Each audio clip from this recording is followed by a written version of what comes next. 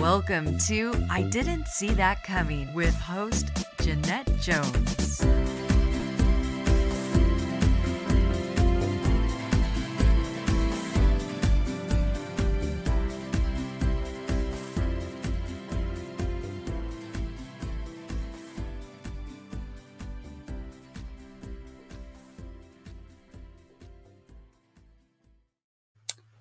Hello, everyone, and welcome to another edition of I Didn't See That Coming. This one is very special because I'm here with a very special friend of mine, all the way from Portugal, and we're here to talk to you about his musical career as a concert pianist.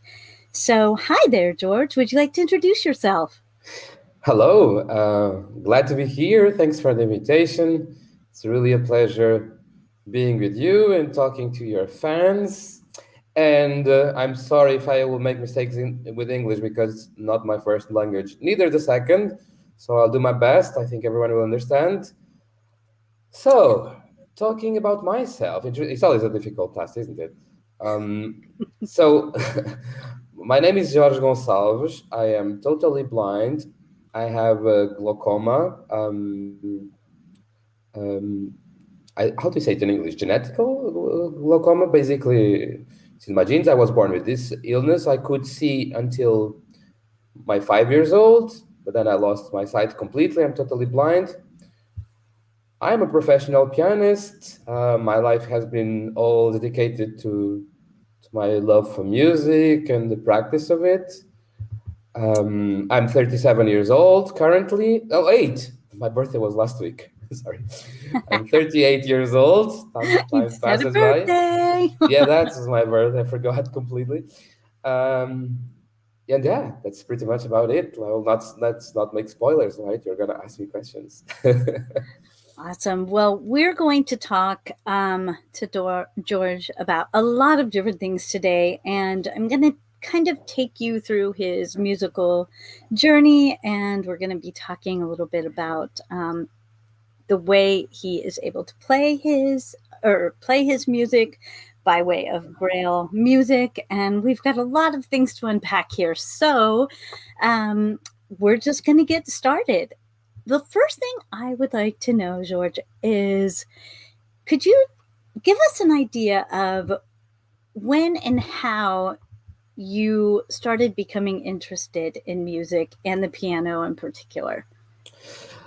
Yes, so like a lot of musicians, music is normally a family business. Very often, musicians come from musician families, and the reason why is that is because normally to make music at a high level, you have to start very early. In my case, it was not like that at all. My family is not a family of musicians. My father was a military of the Air Force. My mother was a nurse. They were never connected to the to the music. What happened was that when I lost sight, and also my sister is not blind, but she's visually impaired. Basically, our parents wanted to give us a lot of different experiences, a bit like in a rehabilitation purposes. Like they wanted us to experience music, sports, and languages and all that. And what happened is that when I started learning music, I completely fell in love with that. There is also another point that is very important. When I was young, like 2, 3 years old, there was someone of my family who used to learn a piano and they had a piano at home. And from that age, I was absolutely fascinated for the piano as an instrument. And why? Is because for me, the piano is a fascinating machine because it's basically a piece of furniture, but it's actually a piece of furniture that sings and has feelings. It expresses human feelings. And from making a piece of furniture become a magic box of beauty and art and storytelling and all that, it really fascinated me, this dimension of the piano when I was a child. And I was naturally attracted to the piano because of that. And then when my parents were able to to find me a professor that would teach me braille music, because at the time was difficult here. So it was a long story. But basically, to answer your question, I started.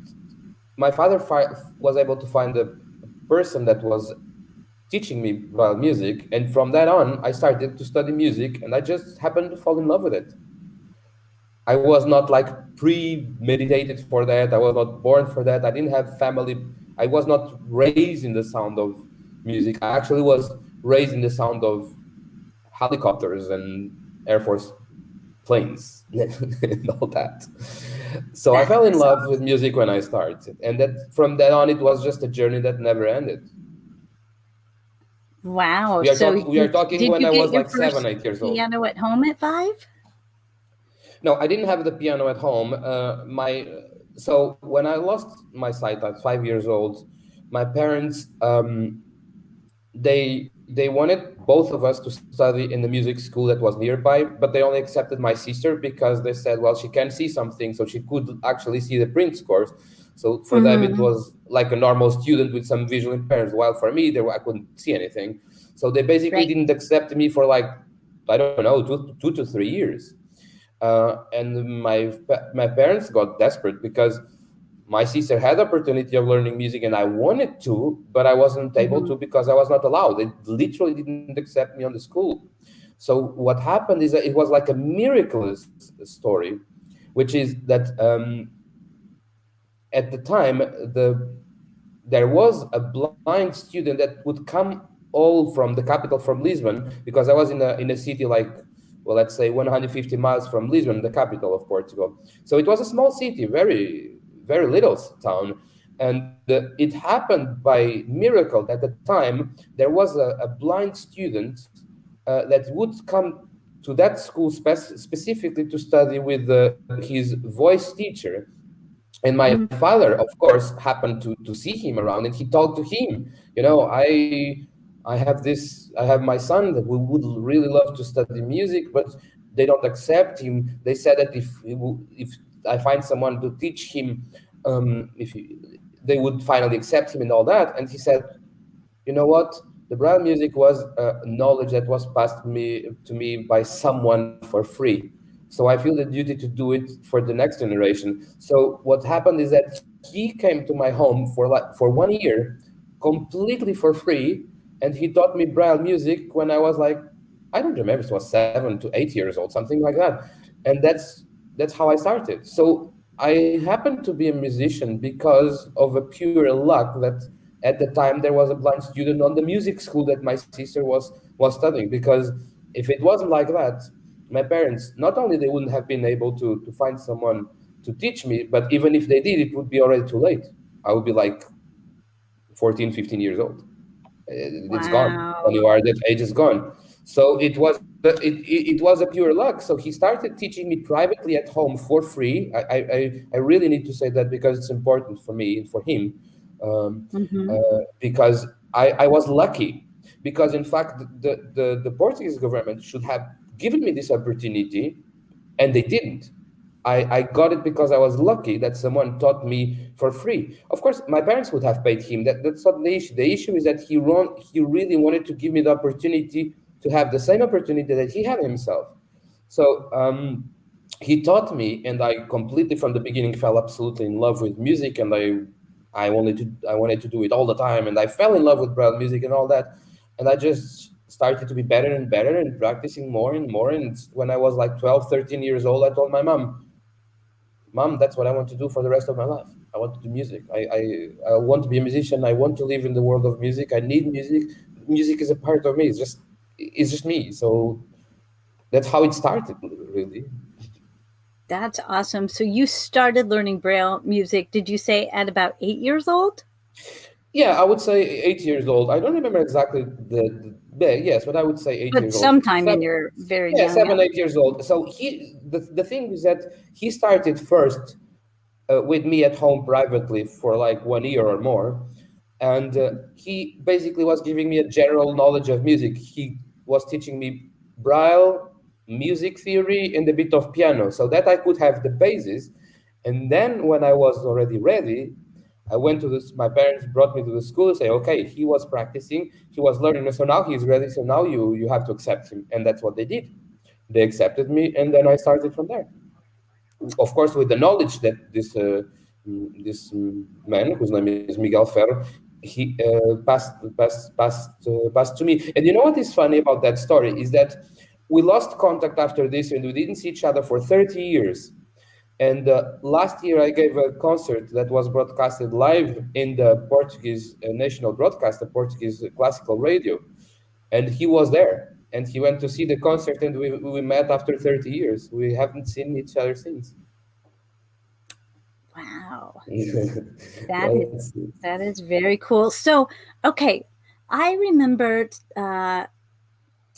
talking to you at a little bit about this, and or I was hearing another interview, I think is what it was, of you, and they were saying that a braille piece, Mhm. if brailled in multiple volumes, we all know braille takes up so much space. Yeah.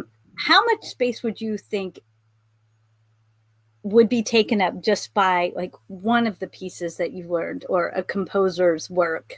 I guess I don't know how to speak it correctly, so correct me. Yeah. So this is interesting because I would like to give this information for the people who are starting. Thank you. So Yes. so we have to go to the beginning. The story always has to start somewhere. Okay. So what happened is that the man who created Braille, his name was Louis Braille. He was French. Um, he was professor in the Royal Institute for the Blind in France um, in the beginning of the 19th century, and he created a book where he invented the Braille system, and that was in 1829 when he created the Braille. And he created the Braille for letters, music, mathematics. You know what is interesting is that he launched Braille by publishing a book, and the first book the first book with a huge volume is still in Paris in an association called Association Valentin Aoui.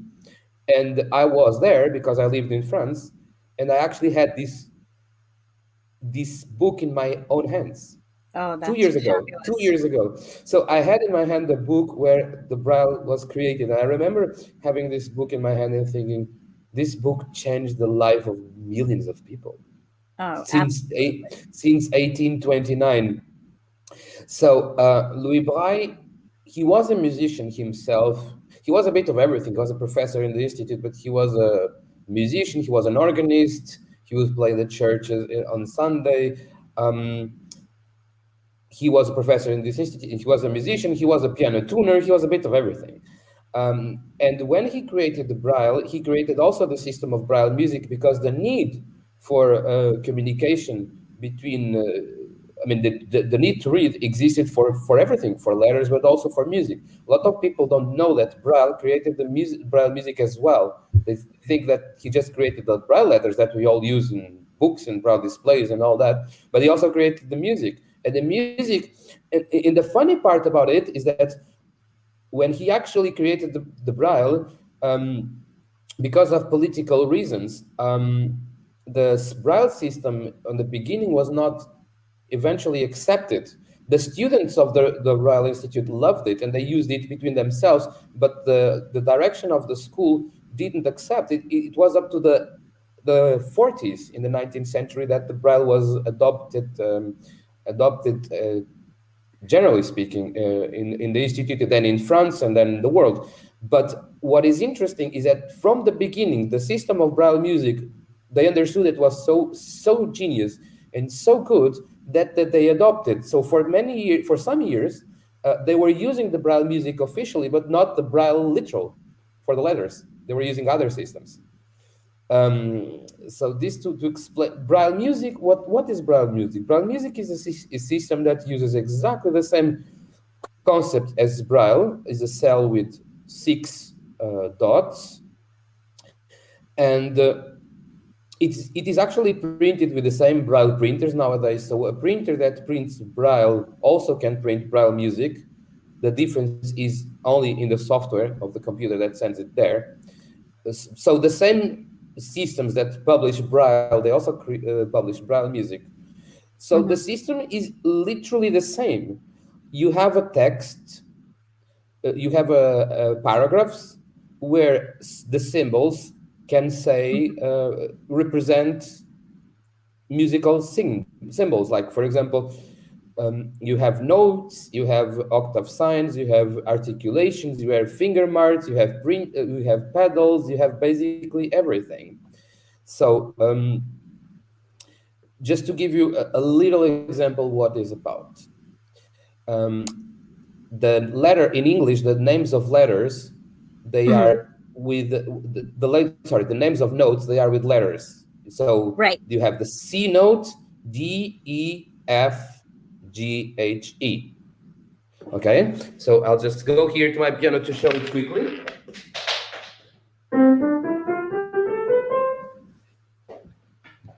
There we go. And okay. This, So, these are the notes. So these mhm. are C, D, E, F, G, H, E. Uh, sorry, C, D, Mhm. E, F, G, and then A, B. That's how we call it in English. In French, they Mhm. used to name names. They would say do, re, mi, fa, sol, la, si. So what happened is that Louis Braille represented the notes from the letters. So the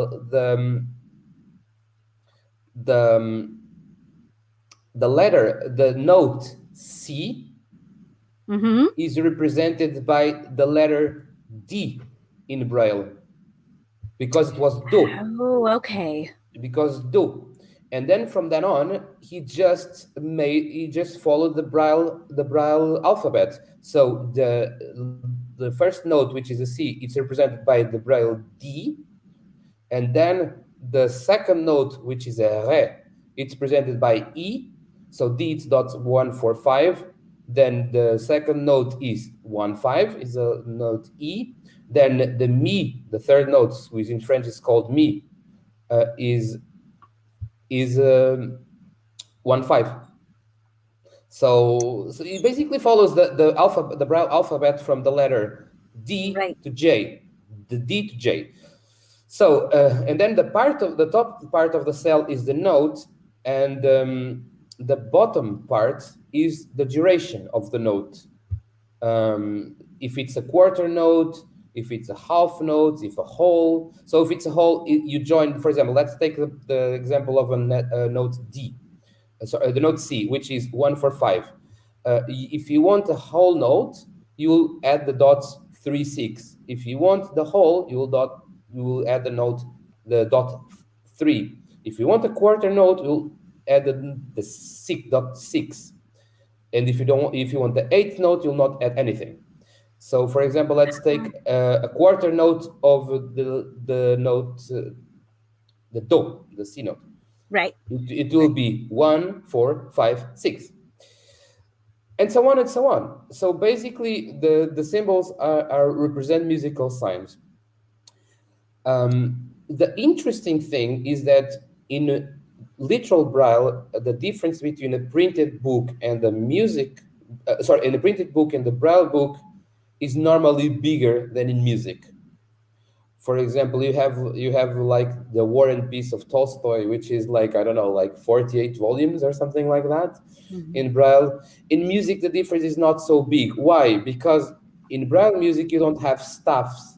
The representation of the note is not graphic. Braille music is just a code. Right. It's literally a code. So the difference of space is little, but still the Braille books are huge. For example, I have pieces that are 60 pages in Braille. I have pieces that are 80, 80 pages. For example, to give you an idea, on April, I'm preparing a concert of 1 hour.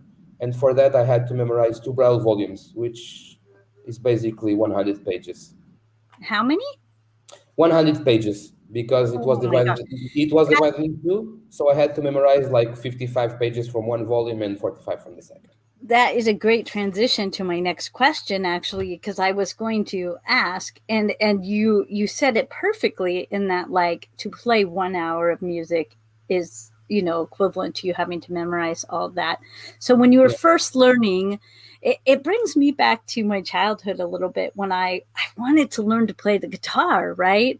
Mhm. But when I got there and I got to the lessons and he was showing me everything, I realized I had to learn it by reading music because I am not someone, at least certainly not at that young age, and certainly not now either, that can Mhm. listen to a sound and know what it is I'm hearing. So I would have Mhm. had to use music, and there wasn't anyone that knew anything about braille music when I was a child. So I went to a sighted teacher, through a Mhm. center in my hometown. And maybe I would have continued with it if I would have known that Braille music was a thing that was usable, Yeah. because it put a quick halt to my wanting to play the guitar, trying to figure out how I'm going to sit in front of a machine with with text 2 inches tall and try to hold a guitar.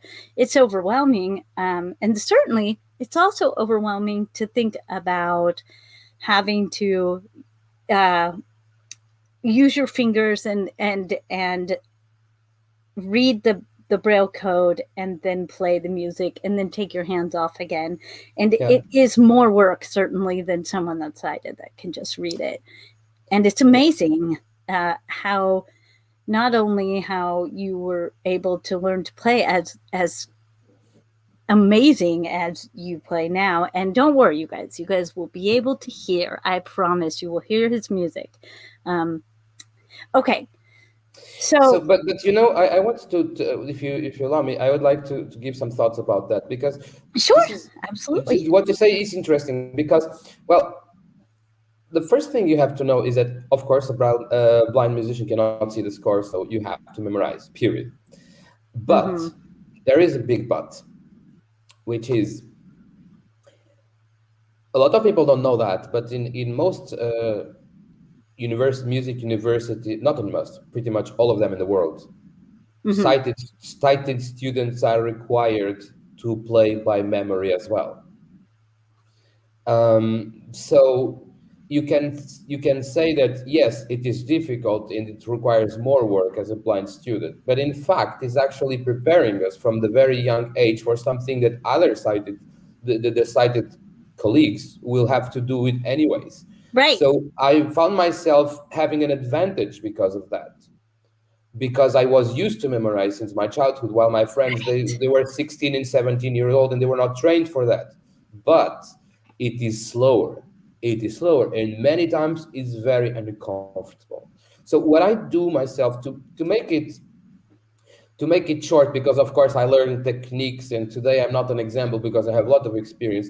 But basically, what I do is that I take a phrase, which is a piece of music of 8 bars from the beginning, and what I do is that I read the right hand and I play the left while I'm memorizing.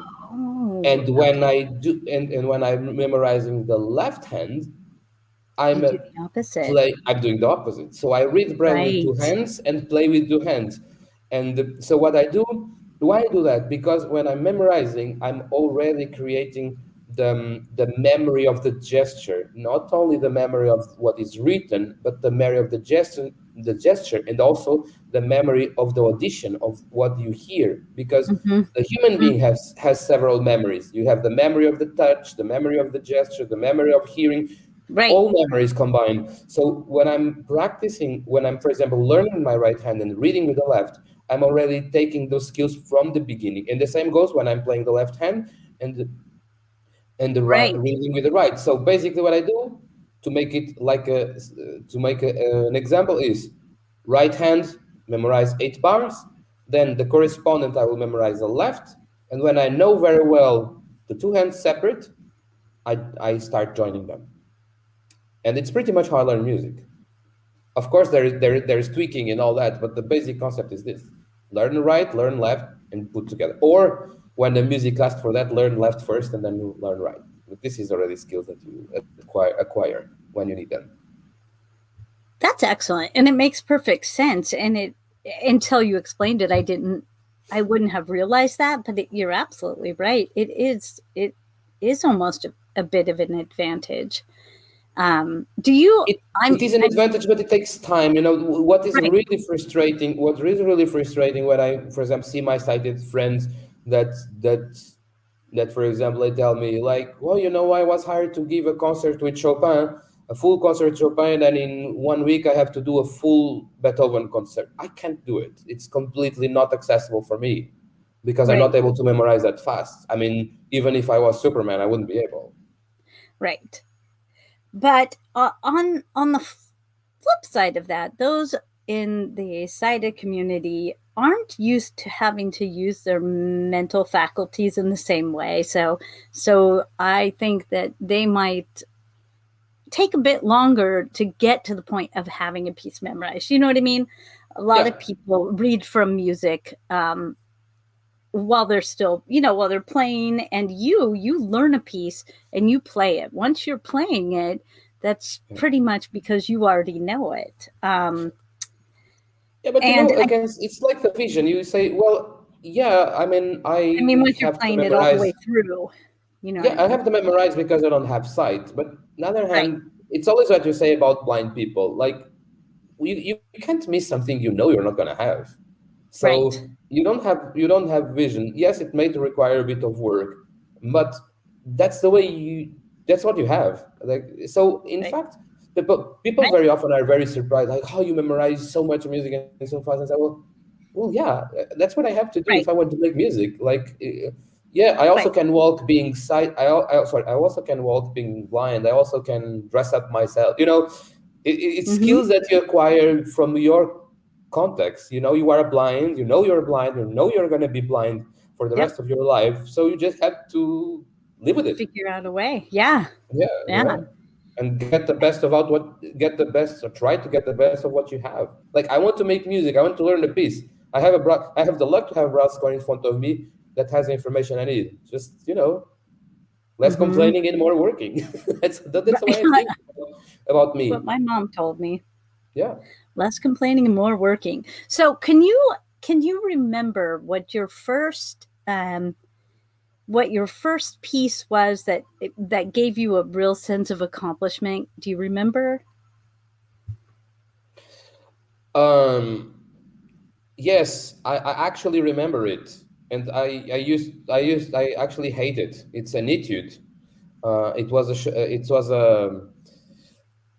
an etude of Czerny. Czerny is like a composer that wrote tons of etudes for pianists, um, and he terrorizes the pianists of all the world since 200 years.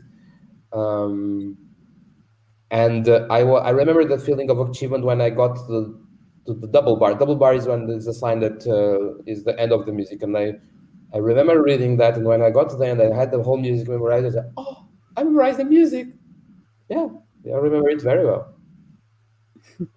I can show it. I can show you how it goes. The beginning. I will play standing, but I just give you a bit how it is.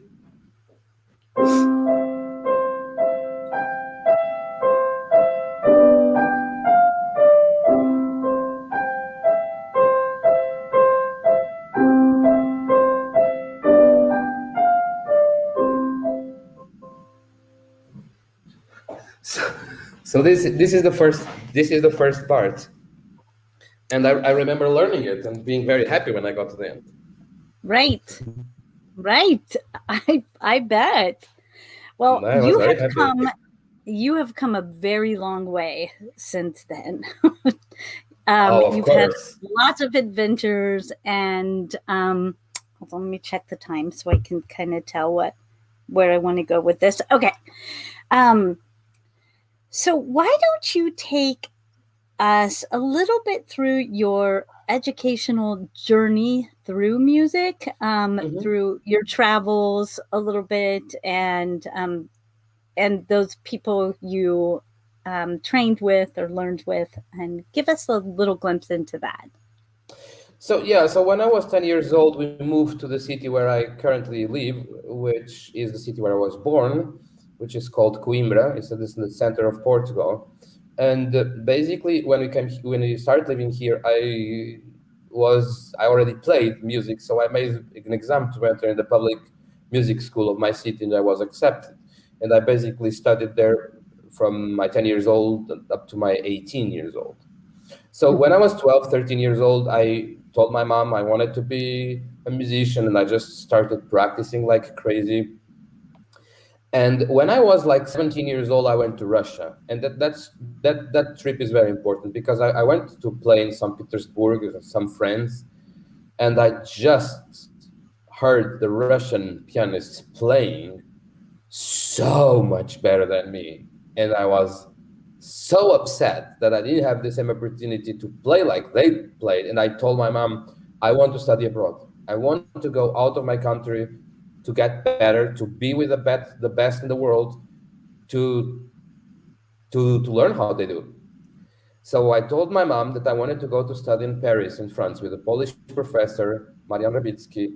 And I told my mom, Mom, I want to go to live in Paris and study with this professor. And my mom was like, she had like almost like a heart attack because she said, how are you going to do that, being Poor blind and all that? I baby. said, I don't know, but I want to do it. I don't want to do it anyways, and I want to try.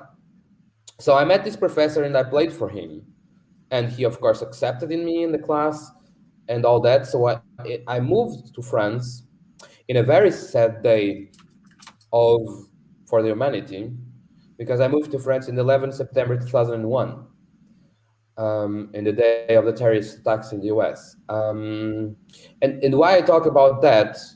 Because it was very traumatizing. Because after these attacks, there was a huge, how to say, there was a huge measure securities in Paris because of the possibility of new attacks. So I got completely traumatized because the police would stop us all the way. There were army in the streets, there were dogs and stuff like that. And I was like, gosh, where did I put myself? Like all because of the piano. So I came from a small city where nothing happens, and I go to the middle of the Champs-Élysées in Paris to study the piano, and I got really scared and traumatized because my parents stayed like 3 weeks with me, but then they left, and I stayed for my own. So of course it was very difficult. I had to live alone. I was not ready to live alone. Even small things like cooking and cleaning up the house and so I was not independent, but I wanted to do it because of my love for piano. So I basically forced myself to Mhm. improve in Mhm. everything, blind skills and piano skills, which I did, but it was very difficult. So Mhm. of course, I finished my diploma. I stayed 3 years in Paris. Then I got back to Portugal. And this is important. In my last year in France, the Portuguese TV made a report about me uh, that basically launched my career because it was a huge success. So from that on, I had a lot of concerts in my country when I came back from France. But I felt that my education was not completed because I wanted to study more and I wanted to improve myself. I felt that I still had something in me that could be done about playing better the piano. So I asked the help of the Polish embassy in Portugal because I wanted to study with a special piano professor, Elżbieta Tarnowska, which I eventually did because I was able to contact her. I went to Warsaw, the capital of Poland, and I played for her, and she accepted me in her class, and I stayed with her 3 years. So I studied in the Chopin University in Warsaw. Just to give you an idea, also in Paris, I studied in a school called École Normale which is basically a school that was created by Alfred Cortot, which was a great pianist from the beginning of the 20th century. So these were very reputed music universities in the world. It was difficult for me because I was close to the best, and needless to say that I was the only blind student always. Mhm. So I was in France and then I was in Poland and then I came back, and surprise, surprise, I come back to Portugal, and they didn't recognize my diplomas because they were different. They were too much in performance, so my country didn't recognize my foreign diplomas. So when I was 32 years old, I went back to university in Portugal to make a master's degree, which I finished in 2017. So since I finished my studies in Poland, I pretty much have been performing all the way in my country mostly, but also in others, in Brazil, in Morocco, in other places. So my journey is that I finished my master's in 2017. I have been playing, and I'm actually searching for a PhD or somewhere in the world. But I keep playing, give concerts. Of course, now the situation with the coronavirus is not allowing concerts, so it's difficult. But it's difficult for everyone in the world. So of course, Right. it has been always a constant search for improvement. I always wanted to be better. I met, of course, several pianists, more than the two or the three that I studied with. I sometimes meet reputed pianists in the world, and I go to play for them, and I travel to wherever they are, and I go and I play and I learn with them. And it's a constant research of the true self, of what I have inside of me to share it as music. So I Right. try I also try to be better and always try to learn. That's pretty much the life of a pianist. People say that this can be poetic, but it's actually not poetic at all. It's like every day I wake up and I say, what? How can I improve my octaves? How can I improve my thirds? How can I improve my sound? Why can I play faster? How can I play faster this piece or this? We always search for something to improve. It's a constant research. That is excellent. I mean, you've traveled to so many places and you've done so many things. I am trying to think about what I'm going to ask next because I have about 3 questions. But first, I'm going to ask you. I Mhm. Sorry for those of you who might have seen my forehead. I was looking a little bit closer. Um, did you turn your light off? Is What? there Sorry, a, sorry. is your light turned off? My light. Yeah, it seems like that part of the screen is kind of dark. Okay, wait. I don't know. I will try to check it out.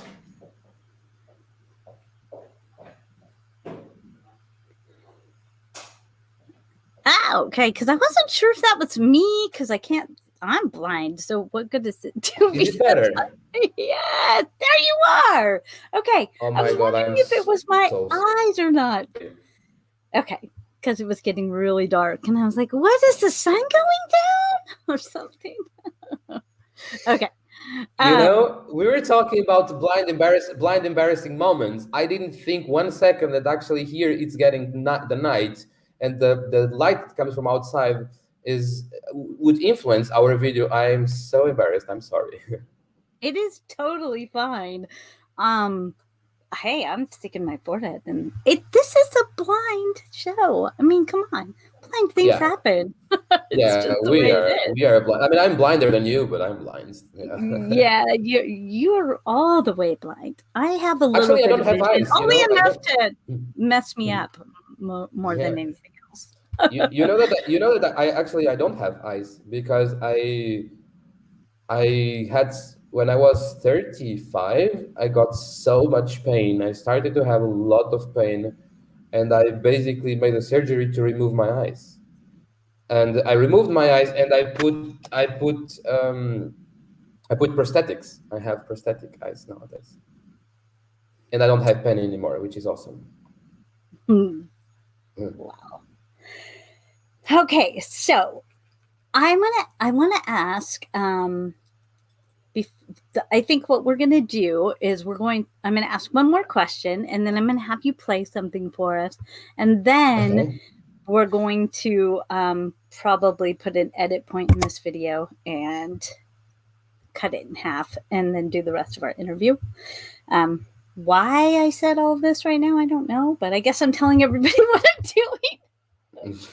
Okay, so what I want to know is what can you think of one thing that you think was your biggest barrier to this dream? Did you have any significant barriers along the way, or something you can tell us that you overcame? I mean, you did have to learn a lot of independent skills and things like that. You've kind of already said that, which is Mhm. a big barrier, and would that is one of the things with the blind community, especially when we want to pursue a dream that requires us to travel. Certainly, there's that a lot of things we have to learn to be able to do that, especially when we're doing that on our own. But if you could tell us about a barrier that you overcame. Yes, I had two very important barriers.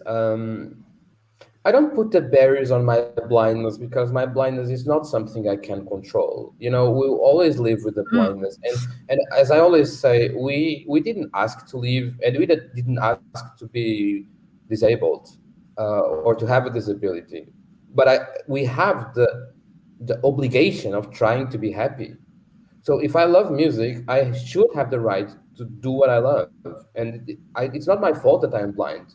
It's my mhm, responsibility to do everything I can to be happy in life, and I'm happy making music.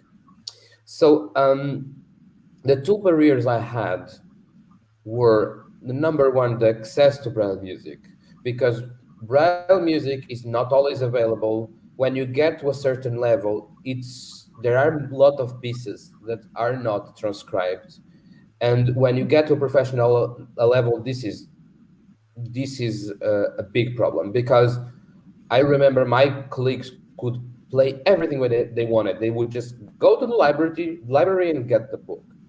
It was not like that. I would have to contact the blind association to see if the braille music was available, etc., etc., etc. So very often I was limited to play what I could and not what I wanted, and that was a mm, big problem. mhm, Nowadays, a bit different, because with technologies and with computers, we have a format that's called Music XML, which is the universal format for music softwares for people who can see, for sighted people, that we can transcribe immediately to Braille. So nowadays it's easier, but still it needs verification. Sometimes it's not perfect. It's a bit like when you digitalize when you scan a book. It's not perfect. You have to make corrections. The problem is that in music those corrections are very difficult to make.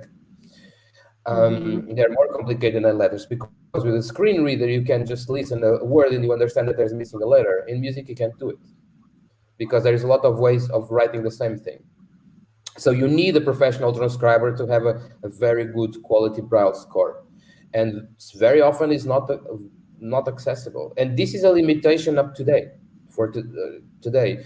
I pretty much know libraries all around the world, so I could say that I have books for me. I mean, music scores until the end of my life mhm, by now, but still I have quantity. I don't always have what I want to play. And this is a big limitation. The other limitation is, because of this difficult, as I told you before, I had to start studying music late, and that was an impairment for me, because in the piano playing you should start very early if you want to be in the professional level. So I found myself sometimes battling against the world, because I had difficulties to find the music I wanted to play. I had difficulties to be in the top level, like my colleagues who were lucky to be in countries where they could start earlier, and also they had eyes that work and I had eyes that didn't work. So I found myself very much battling an unfair battle, but I just don't give up because I don't want to. mhm. That, yeah. I think that once you get to the point where you can really play what you want to play, that's probably a really amazing I feeling. always say that from the moment that in the world every blind student will want to study music will have the materials that he needs to be equal terms with his sighted colleagues, our mission is accomplished. But we are very far from there, especially in music. We are better than we used to be, but we are very far where we need to be. Right. I remember when I wanted to learn to play guitar, I was obsessed with Led Zeppelin and I wanted to play Stairway to Heaven, but I didn't want to have to go from like having to learn how to play music to playing that. I didn't want to play the stuff I had to learn to play to learn to play. And the question is that, Immediate gratification was what I wanted, and it's not what you get when you really want to be good at something. So I just yeah, didn't. but the point is that you deserve. because it's not because you're blind that you shouldn't be denied the right to have the materials you want and you need. You wanted this music, and that music should be available, and it was not. Right. And that's the Right. point. Of That's the course. point. Yeah. We can spend hours, years talking about how better we are, but you know, I need a novel. If I have it, I have it. If I don't have it, I don't have E- it. There's no middle way. Exactly. There's no Yeah. middle way between the things. Either you have things or you don't. And of course, we have to recognize there is much. We came from far, and of course, with the technologies, we EPUBs and things like that, we have access that the books that I never dreamed of. And now I'm not talking about piano. I'm talking, for example, about novels, because books is my other passion. I love reading. And I remember when I was 15 years old, uh, my school asked the professor, an older blind professor, to give like a speech to my teachers. I remember him saying, "There will be the time where George will want to read, and he will not have the books he wanted."